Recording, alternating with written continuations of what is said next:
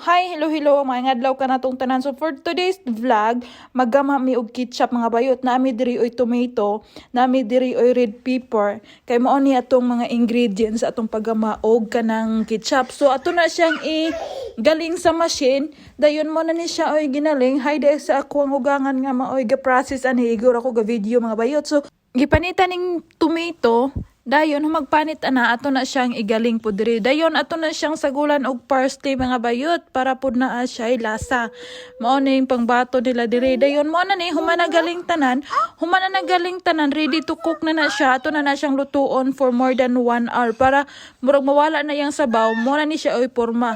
So ready to eat na ni siya, ready to serve na ni siya. Lami na kay ni isagol sa pizza. So that's it. Thank you for watching. See you next video. Bye-bye.